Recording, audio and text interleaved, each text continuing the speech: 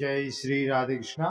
दोस्तों, कल 18 जनवरी सड़तिला एकादशी जो कि माघ मातम की बहुत बड़ी एकादशी है। कोई व्यक्ति यदि पूरे साल व्रत नहीं रह सकता तो कल सड़तिला एकादशी के दिन इस प्रकार का यदि कोई उपाय करता है तो उसे पूरे साल की एकादशियों का फल प्राप्त होता है। सड़तिला एकादशी के दिन तिल भी चटकाए जाते हैं। इसका भी बड़ा महत्व है। किसी का व्यापार नहीं चल रहा, नौकरी में परेशानी आ रही है या किसी रोग से आप ग्रसित हैं तो यह 11 बेलपत्र के पत्तों का बहुत ही महत्वपूर्ण उपाय है जिसके करने से आपकी सारी परेशानी दूर हो जाएगी। आपके पास आमदनी तो बहुत हो रही है, धन बहुत आ रहा है, लेकिन व्यर्थ के कामों में वह खर्च हो रहा है।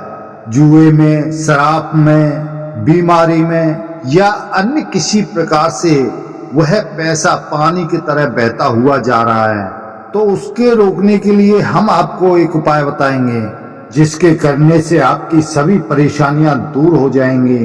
और इस उपाय को आप सड़तिला एकादशी के दिन किसी भी समय कर सकते हैं। और यदि आप प्रदोष के समय इसको किया जाए तो यह बहुत लाभकारी साबित होता है, कई गुना फल देने वाला होता है। तो दोस्तों, आपको करना क्या है, आप सबसे पहले बेलपत्र के 11 पत्ते लेकर के आइए, लेकिन ध्यान रहे वह कटे पिटे नहीं होने चाहिए, किसी भी प्रकार से वह खंडित नहीं होने चाहिए। यदि हम कोई भी चीज खंडित अर्पित करते हैं तो उसका फल हमें प्राप्त नहीं होता है। तो इसलिए कोई भी चीज खंडित नहीं होनी चाहिए, वह साबुत होनी चाहिए। एक तांबे के पात्र में आप जल भरें, यानी तांबे के लोटे में आप जल भरें।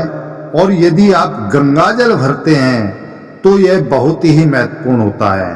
और यदि आपके पास में गंगा जल थोड़ा सा है तो जल भरने के पश्चात में गंगा जल अवश्य डालें और उसी में आप 11 बेलपत्र के पत्ते डाल लें। उसके पश्चात आप किसी भी शिव मंदिर में जाकर नंदी महाराज के चरणों में उस जल को अर्पित करें। लेकिन ध्यान रहे, बेलपत्री नंदी महाराज को नहीं चढ़ानी है।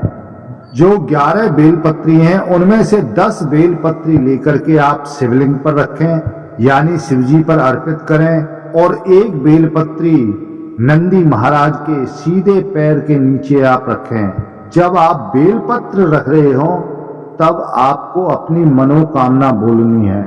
जिस कार्य के लिए भी आप कर रहे हैं वह मनोकामना अपने मन में अवश्य बोलें। धन प्राप्ति के लिए या रोग मुक्ति के लिए या अन्य किसी चीज के लिए भी आप कर रहे हैं तो आप मन में धारण उसको अवश्य करें। क्योंकि जब तक हम मन की भावना को प्रकट भगवान के समक्ष नहीं रखेंगे तब तक हमारी मनोकामना कैसे पूर्ण हो सकती है। तो इसीलिए मन के अंदर यानी भाव से, प्रेम से, पूर्वक से अपनी भावना को उनके समक्ष प्रकट करना है, अपने दुख को उनके समक्ष रखना है, तभी वह हमारी मनोकामना पूर्ण करेंगे। और दूसरा उपाय है, 4 आपको दीपक लेने हैं। उन दीपकों में 2 खड़ी बत्ती और 2 लंबी बत्ती लगानी है। जो लंबी बत्ती वाले दीपक हैं वह आपको रसोई घर में और एक दरवाजे पर रखना है, परंतु ध्यान रहे दक्षिण दिशा की तरफ मुख करके उसको रखना है। और जो खड़ी बत्ती का दीपक है वह लक्ष्मी जी के पूजा घर में उनके सामने रख दीजिए। यदि लक्ष्मी की आपके पास कोई मूर्ति या फोटो नहीं है तो आप विष्णु भगवान के समक्ष भी उसे रख सकते हैं, लेकिन दीपक का मुख विष्णु भगवान के समक्ष होना चाहिए। और चौथा जो दीपक है वह आपको तुलसी के गमले में रखना है, तुलसी जी के नीचे नहीं रखना है। यदि आप नीचे रखते हो तो उसकी जो लौ यानी लपट होती है वह तुलसी माता को लगती है। तो इसलिए कुछ दूरी बना करके उसे रखें। इन चारों दीपकों को रखते समय आपको मन की भावना प्रकट करनी है। और यह जब आप रसोई घर में रख रहे हैं तब आपको अपने पितरों का ध्यान अवश्य करना है।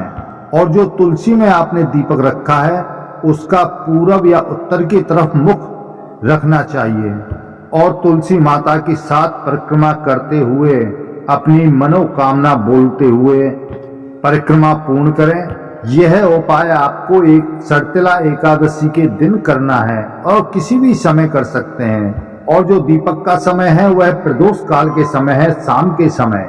तो दोस्तों, जो भी कोई व्यक्ति इस विधि से इस उपाय को करता है उसकी सभी मनोकामनाएं अवश्य पूर्ण होती हैं। तो दोस्तों, यह वीडियो आपको कैसा लगा? हमें उम्मीद है अच्छा लगा होगा। कृपया चैनल को सब्सक्राइब करें, ज्यादा से ज्यादा शेयर करें और बगल में लगा बेल आइकन दबाना ना भूलें, जिससे हम जो भी वीडियो बनाएं उन सभी का नोटिफिकेशन आपके पास में पहुंचे और हमारी सभी वीडियो का आपको लाभ मिल सके।